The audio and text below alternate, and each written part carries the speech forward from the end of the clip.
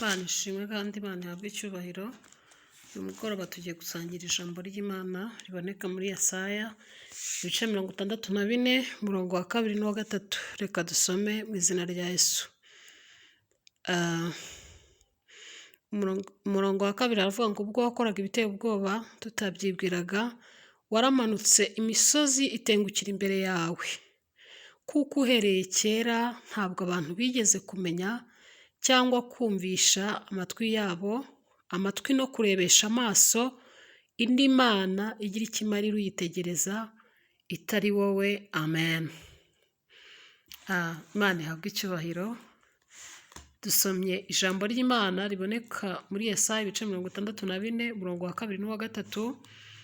Yesaya arabivuze neza, aravuga ati Uwiteka ubwo wakoraga ibiteye ubwoba tutabyibwiraga, ubwo wakoraga imirimo itangaje, ubwo wagiye ukora ibikomeye twebwe tutatekerezaga ko imbaraga zacu zashobora gukora, ngo waramanutse imisozi itengukira imbere yawe.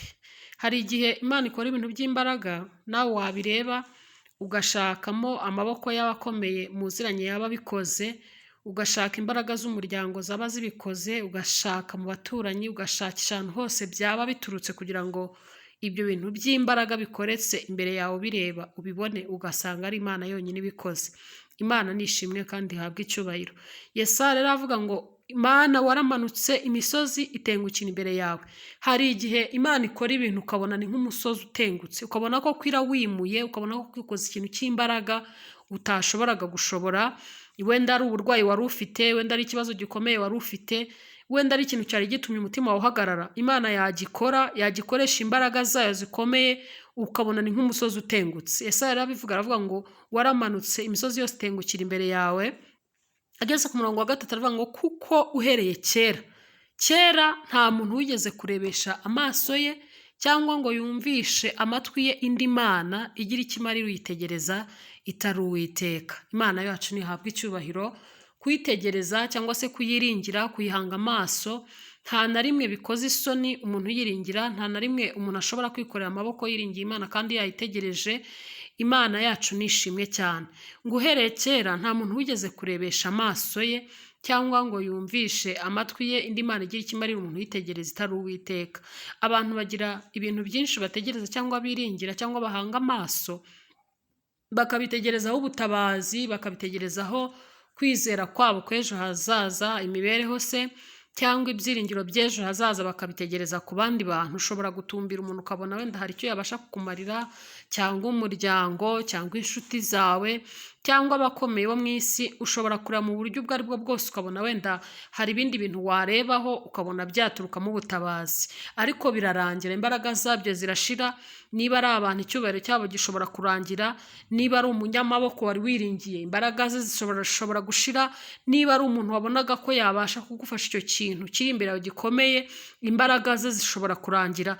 Ariko gutegereza Uwiteka ukamwiringira, ukamuhanga amaso, ukamubonamo ubutabazi bwa none n'ahazaza, ntabwo bikoze isoni. Imana nihabwe icyubahiro. Uhereye kera aho twamenyeye Imana, aho twahereye tuyumva, guhera mu batubanjirije, guhera kuri Aburahamu, guhera kuri ba Nowa bayiringiye akabaza inkuge, akumvira ijwi ryivuga, akabaza inkuge imyaka myinshi cyane ategereje kuzayinjiramo, ategereje Imana, ntabwo yigeze imuteza abantu cyangwa imukoza isoni. Ari Aburahamu wayirindiriye, ari n'abandi tugenda tubona bategereje Uwiteka, ntabwo bigeze bamwara cyangwa ngo bakorwe n'isoni kubwo kumwiringira. Rero ngo nta yindi mana yigeze ibaho abantu ngo bayirebe bavuge ngo twayibonye iri ahangaha, twayibonye ikorera ahangaha. Nta yindi abantu bigeze bumvisha amatwi ngo bumve ibyo yakoze, cyangwa se babirebe, babibone, babihamirizanye, babibwirane, bavuge ngo hari Imana yitwaye amazina. Twagiye twumva ibigirwamana byagiye bibaho bikitwa amazina, hari za Dagoni, hari Ashera, hari n'ibindi bigirwamana by'uburyo butandukanye.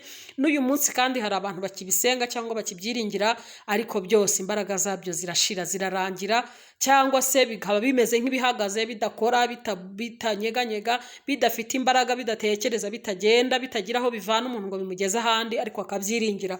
Ariko gutegereza Uwiteka kugira umumaro, Imana ishimwe.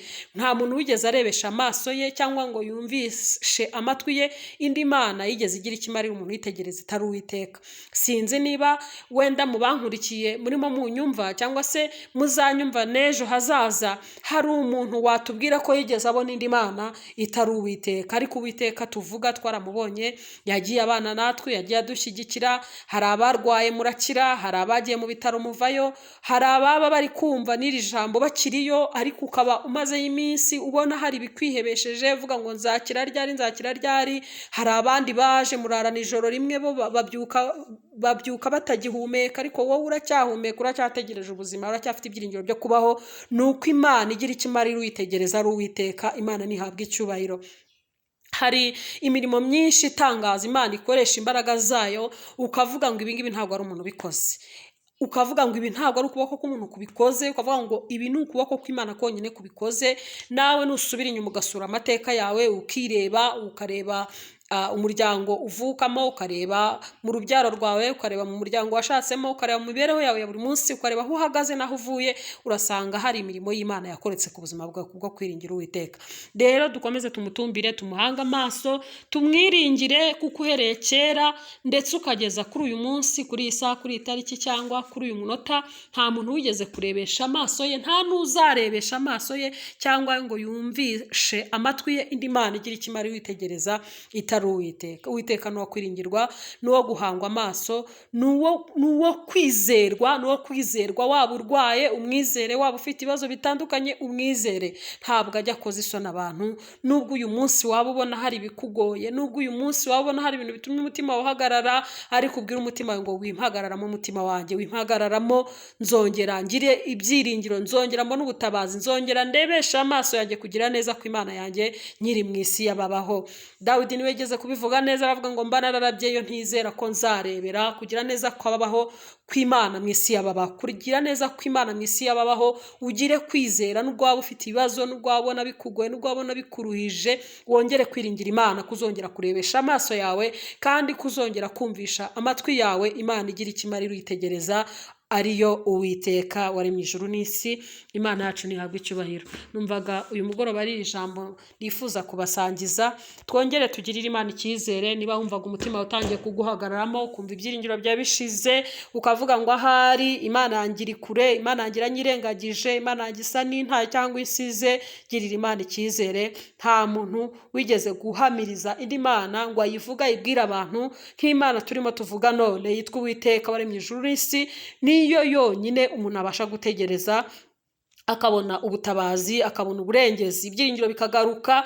Uwo wumvaga yishwe n'umwuma mu buryo bw'ubugingo akumva arongera arahembutse, akongera kumva gwije imbaraga bundi bushya, akongera